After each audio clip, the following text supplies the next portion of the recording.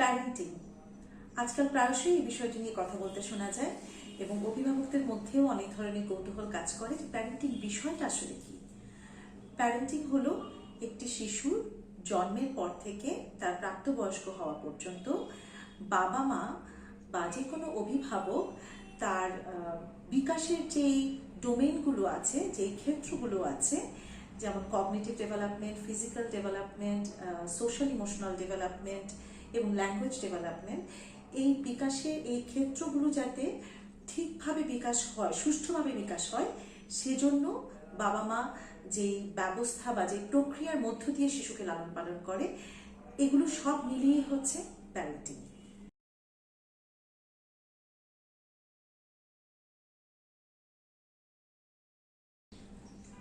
Positive parenting positive parenting ফিলসফিতে বিশ্বাস করা হয় সন্তান এবং অভিভাবকের সম্পর্ক অনেক গুরুত্বপূর্ণ এবং মিউচুয়াল রেসপেক্ট। আরেকটি বিষয় এখানে অনেক বেশি গুরুত্ব পায়, সেটা হচ্ছে সন্তানকে বোঝা এবং সন্তানকে যখন কোনো কিছু শেখাই আমরা, তার সাথে সাথে সেই বিষয়টির যে ব্যাখ্যা, প্রয়োজনীয় যে ব্যাখ্যাটা সন্তানকে বলা দরকার, সেটাও সাথে সাথে আমরা বলি। যেমন হোয়াট এবং তার সাথে ওয়াই, এই দুটো অ্যান্সারই আমরা সন্তানকে বলে থাকি। এখানে সন্তানকে শেখান কোনো একটি বিষয়, যেমন বিষয়টি কি সেটা বলার সাথে সাথে কেন উত্তরটাও তারা দিয়ে দেন, একটা এক্সপ্লেনেশন থাকে সেখানে। সেখানে যদি সন্তানকে কোনো কিছু করতে তারা বারণও করেন, কেন বারণ করছেন সেই বিষয়টিও ব্যাখ্যা করেন। তার মানে বোঝা যাচ্ছে পজিটিভ প্যারেন্টিং মানেই সন্তানের মতামতকে গুরুত্ব দেওয়া এবং তার যে ব্যক্তিত্ব গড়ে উঠছে সেটাকেও গুরুত্ব দেওয়া। আরেকটি বিষয় পজিটিভ প্যারেন্টিংয়ে গুরুত্ব পায়, সেটি হলো কম্প্যারিজন না করা। যেহেতু প্রত্যেকটি শিশুই ইউনিক, সেক্ষেত্রে পজিটিভ প্যারেন্টিং খুব ডিসকারেজ করে যে একজনের সঙ্গে আরেকজনকে তুলনা করা এবং বাবা মায়েদের নিজেদের উপরে বিশ্বাস রাখা যে তারা তাদের সন্তানের জন্য সবচেয়ে নিরাপদ মানুষ এবং তারাই সবচেয়ে ভালো জানেন তাদের সন্তানকে। সেখানে অন্য কোনো মানুষের মতামত যেন গুরুত্ব না পায়।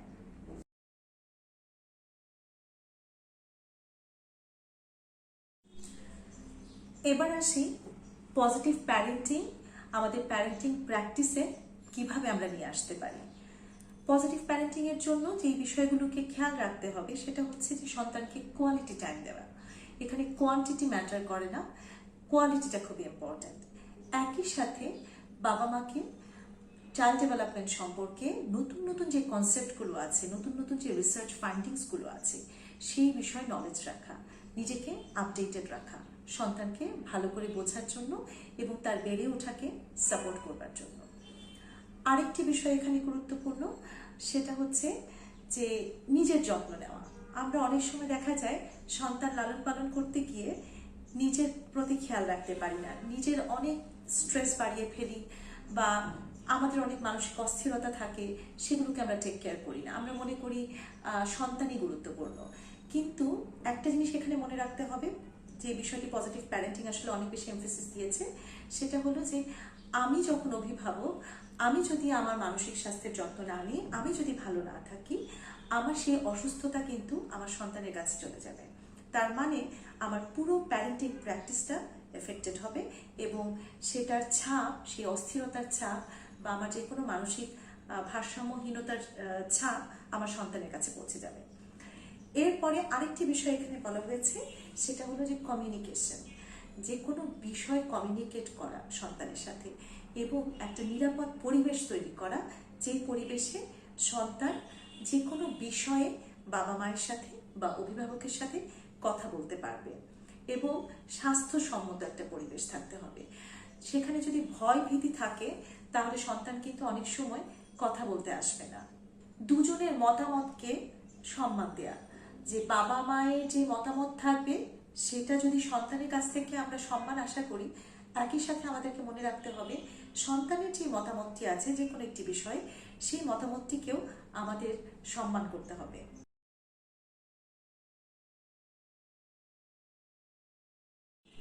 শিশুর জেদের কারণ কি? অভিভাবকদের মধ্যে প্রায়শই এই প্রশ্নটি দেখা যায়। প্রথম বিষয় হচ্ছে, যখনই শিশু জেদ করছে তার মানে হচ্ছে শিশু কিছু একটা কমিউনিকেট করতে চাচ্ছে। কমিউনিকেশনের কারণ দু রকমের হতে পারে। একটা হতে পারে সে হয়তোবা কিছু চাইছে, সেটা চাওয়া প্রকাশ করবার জন্য যে পরিমাণে শব্দ ভান্ডার বা ভাষা দক্ষতা তার থাকার কথা সেটা হয়তোবা তার নাই, সে বুঝিয়ে বলতে পারছে না। বা অনেক সময় জিনিসটিকে আদায় করবার জন্যে সে হয়তোবা পরিবেশ থেকে বা তার অভিভাবকের কাছ থেকে যেই মেসেজটি পেয়েছে সেটা হলো যে জেদ করলে জোরে জোরে চিৎকার করে কাঁদলেই হয়তোবা আমার যে চাওয়াটি আছে সেটি পূরণ হবে। এটা একটা কারণ হতে পারে। এবং আরেকটি কারণ, শিশু নিয়ন্ত্রণে থাকে না। সেই কারণটি হলো যে আমাদের ব্রেন আমাদের আশেপাশের পরিবেশ থেকে যেভাবে বিভিন্ন রকমের তথ্য বা ইনফরমেশন বা ডেটা রিসিভ করে, সেই প্রক্রিয়ায় অনেক বেশি ডেটা যখন একসাথে হয়ে যায় শিশু ব্রেইনে, এবং শিশু যখন সেই ডেটাগুলোকে অর্গানাইজ করতে পারে না এবং যেই নির্দিষ্ট প্রক্রিয়ার মাধ্যমে আসলে ডেটা প্রসেস হওয়ার কথা ব্রেইনে, সেই প্রসেসিংটা তার হচ্ছে না, তখন শিশু এক ধরনের জেদ প্রকাশ করে থাকে। এবং এই যে তার জেদের যে আচরণগুলো, সেই আচরণগুলো তার নিয়ন্ত্রণে থাকে না এবং সে নিজেও জানে না যে সে কেন এই আচরণটি করছে। তাহলে দুটো কারণ আমরা জানতে পারলাম। এবং প্রথম ক্ষেত্রে যদি এমন হয় যে শিশু কোনো কিছু চাইছে এবং তার চাওয়াটাকে স্টাবলিশ করার জন্য, ভ্যালিডেটেড করার জন্য সে জেদ করছে, তখন বাবা মাকে আসলে তার সাথে কমিউনিকেট করতে হবে, কথা বলতে হবে, বোঝার চেষ্টা করতে হবে এবং তাকে বোঝাতে হবে যে সে যদি এইভাবে জেদ করে জিনিসটি চায় তাহলে জিনিসটি তাকে দেওয়া যাবে না। জিনিসটি পাওয়ার জন্য তাকে বোঝাতে হবে, বাবা মাকে ভাষা দিয়ে বা শব্দ ব্যবহার করে বলতে হবে। এবার আরেকটি যে বিষয় আমরা বললাম যে মেলটাউন, যেখানে সেন্সরি ওভারলোড হচ্ছে ব্রেইনের, সেই জায়গাটিতে বাবা মাকে আসলে বুঝতে হবে সেন্সরি ওভারলোডের কারণটা কি, কোন কোন বিষয়গুলো ওই মুহূর্তে শিশুর জন্য অনেক বেশি হয়ে যাচ্ছে যেটা তার ব্রেন প্রসেস করতে পারছে না, এবং ওই বিষয়গুলোকে আইডেন্টিফাই করে সেগুলোকে পরিবেশ থেকে সরাতে হবে, তাহলে শিশু কাম ডাউন করবে। এখন বিষয় হচ্ছে আমরা বুঝবো কি করে যে শিশুর কোন কোন বিষয়ে সেন্সরি ওভারলোড হচ্ছে, বা শিশুকে ডিমান্ড প্রকাশ করবার জন্য বা ডিমান্ডটাকে এক্সপ্রেস করবার জন্য জেদ করছে কিনা। তার মানে হচ্ছে শিশুর সাথে থাকতে হবে, তাকে অবজার্ভ করতে হবে এবং কানেক্টেড থাকাটা খুব জরুরি। শিশু যাতে ফিল করে যে সে কানেক্টেড আছে এবং সে সেফ তার বাবা মার কাছে, সে যেই বিষয়টি তার মনে আছে সেই বিষয়টি প্রকাশ করবার জন্য সে চেষ্টা করছে যেভাবেই, সেই চেষ্টাটাকে আমাদেরকে রেসপেক্ট করতে হবে এবং রেসপেক্ট করে তাকে বোঝার চেষ্টা করতে হবে। এবং বুঝে গেলেই কিন্তু আমরা তার এই জেদগুলোকে নিয়ন্ত্রণ করতে তাকেও সাহায্য করতে পারবো এবং আমরাও তাকে সাহায্য করতে পারবো।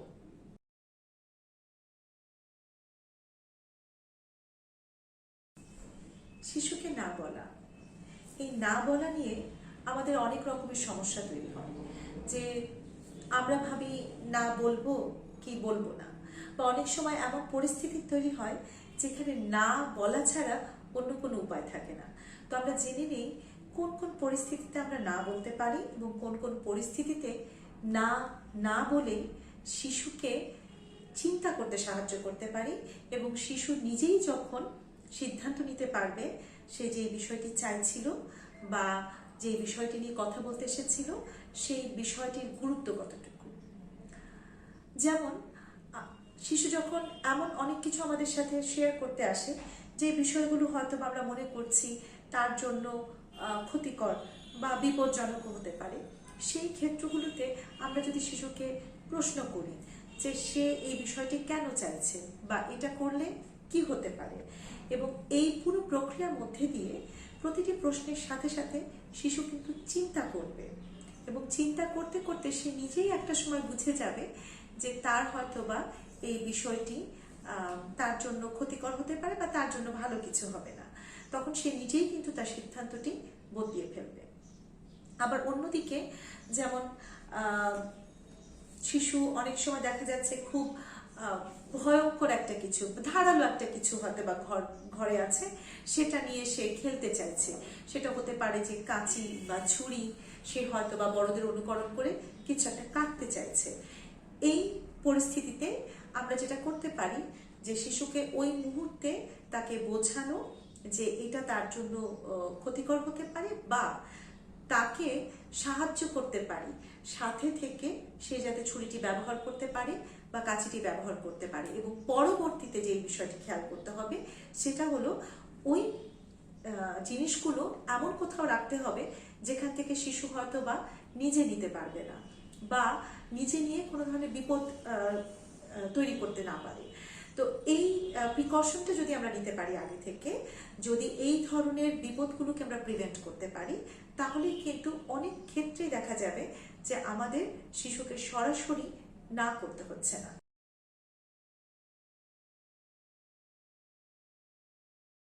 কোন বয়স থেকে শিশুকে তার প্রাইভেট বডি পার্টস সম্পর্কে আমরা জানাবো, এই বিষয়ে অনেক অভিভাবকেরই প্রশ্ন থাকে। বিষয়টি হচ্ছে আমরা বডি পার্টস শেখানো শুরু করি টডলার্স থেকে, 2 বছর বয়স থেকেই শুরু করি, এবং একই সাথে আমরা শুরু করতে হবে তার প্রাইভেট বডি পার্টসগুলোর একেবারে স্পেসিফিক যে নামটি আছে সেই নামটি বলা, এখানে কোনো সুডো নেম ব্যবহার না করা, বা অনেক সময় আমরা ভিন্ন ধরনের নাম দিয়ে থাকি প্রাইভেট বডি পার্টসগুলো সম্পর্কে, সেটা যাতে না করি।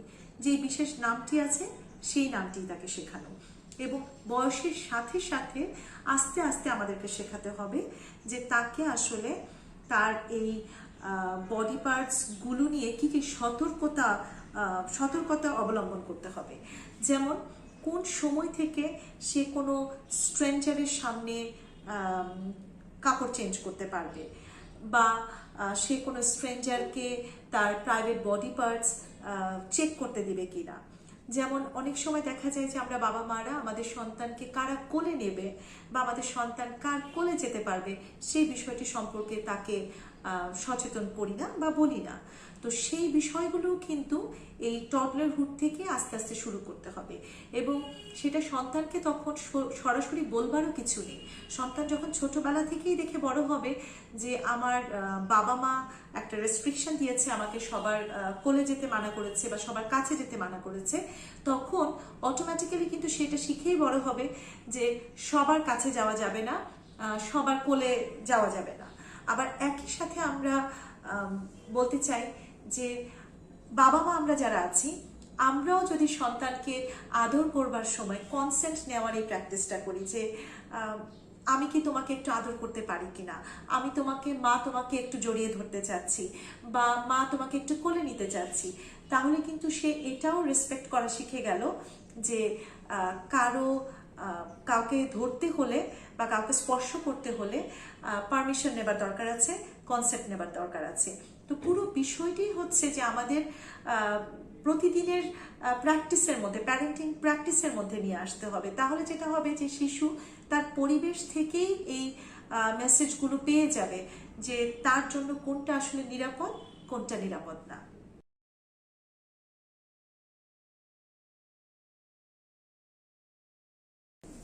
শিশুর মন আছে কিনা বা শিশুর কোনো রকমের মানসিক অস্থিরতা থাকে কিনা। অনেকেরই ধারণা ছোট্ট শিশু সে কি বোঝে, তার আবার কিসের মন, তার আবার কিসের দুঃখ, তার আবার কিসের মানসিক অসুস্থতা। কিন্তু গবেষণা বলছে ভিন্ন কথা।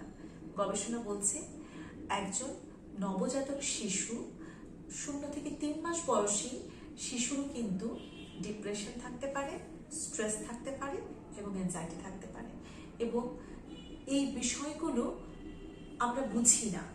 তারা কিন্তু ঠিকই তাদের আচরণের মাধ্যমে এগুলো আমাদেরকে প্রকাশ করতে থাকে, কিন্তু মুশকিলটা হয়ে যায় আমরা আসলে ডিটেক্ট করতে পারি না। একটি বিষয় আমাদেরকে লক্ষ্য রাখতে হবে যে শিশুর বেড়ে ওঠায় শিশুর অভিভাবক থেকে শুরু করে যারাই শিশুর লালন পালনে, পরিচর্যা এবং শিক্ষার সাথে জড়িত আছেন, ব্যাপারে এক্সটেন্ডেড ফ্যামিলি মেম্বার যারা আছেন, তারা স্কুলের টিচার বা ডে কেয়ার সেন্টারে যে কেয়ার গিভার আছেন, তাদের এনজাইটি, ডিপ্রেশনের প্রভাবও কিন্তু শিশুর উপরে পড়তে পারে। এবং বাবা মায়ের সম্পর্কের যদি কোনো ধরনের টানাপোড়েন থেকে থাকে, কোনো সমস্যা থেকে থাকে, পারিবারিক যদি কোনো টেনশন থেকে থাকে, সেটার দ্বারাও কিন্তু শিশু এফেক্টেড হতে পারে। এই বিষয়গুলো আমরা যত তাড়াতাড়ি ডিটেক্ট করতে পারবো এবং তত তাড়াতাড়ি আমরা ব্যবস্থা নিতে পারবো এবং শিশুর সুষ্ঠু মানসিক বিকাশকে এনশিওর করতে পারবো।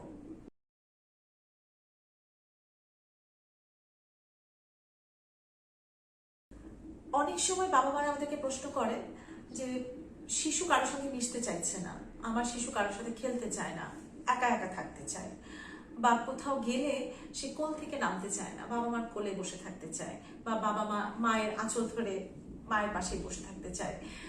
তো এই জায়গাটিতে যেটা আমাদের জন্য লক্ষণীয় সেটা হলো যে শিশুর চারিত্রিক বৈশিষ্ট্যটা, টেম্পারামেন্ট, সেটা আমাদেরকে বুঝতে হবে। এই টেম্পারামেন্টের একটি ধরন হচ্ছে স্লো টু ওয়ার্ম আপ, বা শাই থাকে অনেক শিশু, যে সে কোনো পরিবেশে গিয়ে, নতুন কোনো পরিবেশে গিয়ে, বা নতুন কোনো শিশু বা নতুন কোনো মানুষের সাথে কথা বলতে গিয়ে সে একটু সময় নেয় এবং একটা সময় পরে গিয়ে সে আস্তে আস্তে মিশতে শুরু করে বা তার সেই নতুন এনভায়রনমেন্টটাকে এক্সপ্লোর করতে শুরু করে। আমাদের যেটা হয় যে আমরা ওই শুরুর সময়টা শিশুকে দিতে চাই না, তার মধ্যেই দেখা যায় যে অনেকবার শিশুকে আমরা রিমাইন্ডার দিতে থাকি যে তুমি কথা বলছো না কেন, তুমি যাচ্ছ না কেন, দেখো তোমাকে কত আদর করছে, দেখো এই বাচ্চাটা তোমার মতোই খেলছে, তোমার তো ওর সাথে খেলা উচিত। তাতে করে যেটা হয় যে শিশু আরো বেশি গুটিয়ে ফেলে নিজেকে এবং সে যাও একটু তার ইচ্ছা বা আগ্রহ তৈরি হচ্ছিল নতুন পরিবেশ বা নতুন মানুষটির সম্পর্কে, সেটাও কিন্তু তার বন্ধ হয়ে যায়। এবং আরেকটি বিষয় হচ্ছে যে এই যে টেম্পারামেন্ট, এটা কিন্তু বয়সের সাথে সাথে আস্তে আস্তে যদি প্রপার প্যারেন্টিং পায় তাহলে এটা নর্মাল হয়ে আসে এবং সে কিন্তু মিশতে শুরু করে। আর এটা যদি 7 বছর বয়স পর্যন্ত থেকে যায় বা 7 বছরের পরেও তার মধ্যে থেকে যায়, তখন কিন্তু আমাদেরকে আসলে কোনো একজন স্পেশালিস্ট যারা শিশু বিকাশ নিয়ে কাজ করেন তাদের সাথে কথা বলতে হবে, বা চাইল্ড সাইকিয়াট্রিস্ট বা সাইকোলজিস্ট যারা আছেন তাদের সঙ্গে একটু কথা বলতে হবে। কারণ দেখতে হবে যে এখানে শিশুর সোশ্যাল অ্যাংজাইটি আছে কিনা, যদি সেটা থেকে থাকে সেটার জন্য অ্যাপ্রোপ্রিয়েট বা যথোপযুক্ত যে ব্যবস্থাপনা আছে সেটা নিতে হবে।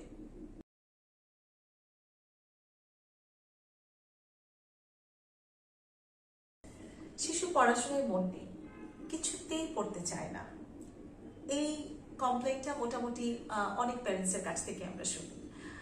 পড়াশোনায় মন না থাকার পেছনে যে বিষয়টি সবচেয়ে গুরুত্বপূর্ণ সেটা হচ্ছে কোন বিষয়টি পড়াতে চাচ্ছি বা কি পড়বে, কি আশা করছি, একাডেমিক কোন এরিয়াগুলো নিয়ে আমরা কাজ করতে চাচ্ছি, সেটা কি শিশুর জন্য এজ অ্যাপ্রোপ্রিয়েট কিনা, তার যে বয়স আছে সেই বয়সে তার কাছে সেই দক্ষতাটি আমি আশা করতে পারি কিনা, সেটা আগে আমাকে চিন্তা করতে হবে।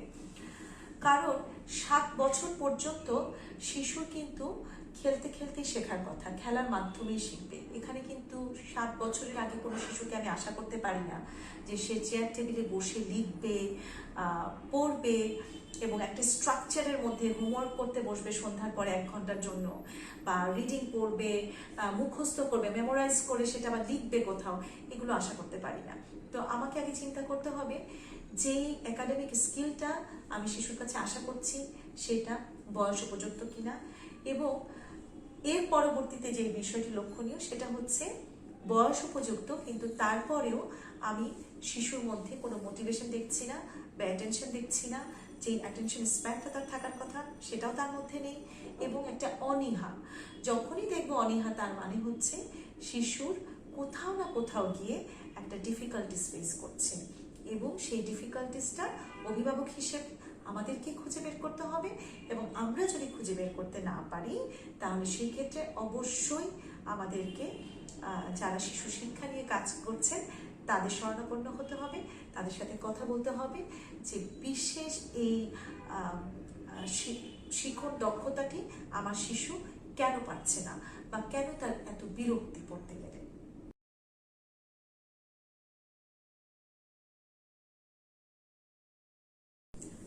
কর্মজীবী বাবা মায়েদের জন্য সবচেয়ে বড় চ্যালেঞ্জ হচ্ছে সন্তানকে কোয়ালিটি টাইম দেওয়া।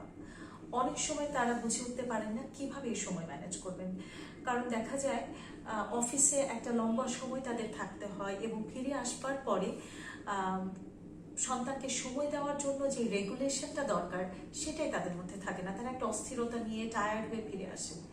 এবং অনেক ক্ষেত্রেই দেখা যায় যে তারা ভাবেন সন্তানের পুরো দায়িত্বটাই বুঝি তাদেরই দেখতে হবে, পরিবারের অন্য সদস্যদের ধারণা হয়। আবার অনেক সময় আমরা এটাও দেখি যে পরিবারের যে বয়োজ্যেষ্ঠ যারা আছেন বা অন্য যারা সদস্যরা আছেন তাদেরকে আমরা আশা করি যে বাবা মা অফিসে যে সময়টা থাকবেন তারা সন্তানকে বা যে শিশুটি পরিবারে আছে তার দায়িত্বটি নেবে বা তাকে দেখাশোনা করবে, তার সাথে খেলবে। এই পুরো বিষয়টিকে আসলে একটা পরিকল্পনার মধ্যে, একটা স্ট্রাকচারের মধ্যে ফেলতে হবে। সেটা হচ্ছে যে বাবা মাকে সন্তান হবার আগেই চিন্তা করতে হবে যে তার কর্মক্ষেত্রে আসলে কি পরিমাণ সময় তাকে দিতে হয় এবং সন্তান জন্মের পরে সন্তানের জন্য তাকে কি পরিমাণ সময় দিতে হবে এবং এই সময়টা তারা কিভাবে দেবেন এবং তারা পরিবারের কোন সদস্যদের কাছ থেকে কতটুকু পরিমাণে সাহায্য পাবেন। যেমন সারাদিন যেমন আমি আশা করতে পারি না আমার পরিবারের বয়োজ্যেষ্ঠ যারা 60 ঊর্ধ্ব যেই সদস্য আছেন সে আমার সন্তানটিকে 7 থেকে 8 ঘন্টা দেখাশোনা করবেন, সেটা যেমন আমরা আশা করতে পারি না, একইভাবে আমরা অন্য কাউকেই আশা করতে পারবো না যে তারা আমাদের সন্তানের এই পুরো সময়টি টেক কেয়ার করবেন। আরেকটি যে গুরুত্বপূর্ণ বিষয় দেখতে হবে সেটা হলো সময়টা আমি ভাগ করলাম এবং আমি আশা করছি আমার পরিবারের এই সদস্য বা এই মানুষটি আমার সন্তানকে দেখাশোনা করবে, কিন্তু সেই মানুষটির আসলে শিশুর বিকাশ সম্পর্কে জ্ঞান আছে কিনা, সে বোঝেন কিনা যে শিশু লালন পালনের নীতিগুলো কি কি, একটি শিশুর বিকাশে কোন কোন বিষয়গুলো লক্ষণীয় এবং শিশুর সাথে কথা বলবার সময়ও কিন্তু অনেকে আমরা জানি না কিভাবে কথা বলতে হবে।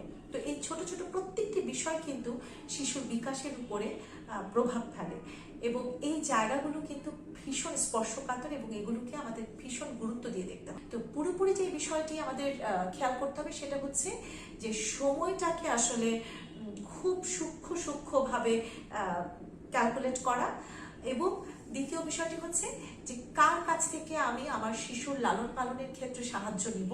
আমরা বলছি অবশ্যই আপনি সাহায্য নেবেন, কারণ প্যারেন্টিং একটা 24 ঘন্টার কাজ। এই কাজটি কারো পক্ষে একার করা কোনো বাবা মায়ের পক্ষে সম্ভব না, সেক্ষেত্রে সকলকে মিলেই কিন্তু সন্তানকে বা শিশুটিকে বড় করতে হবে। কিন্তু লক্ষণীয় বিষয় হচ্ছে যে কাকে চাইছে আমার সন্তানকে লালন পালনে আমাকে সাহায্য করার জন্য, সেই মানুষটি বোঝেন কিনা শিশু বিকাশ সম্পর্কে, তার জ্ঞান আছে কিনা বা তার দক্ষতা কতটুকু আছে।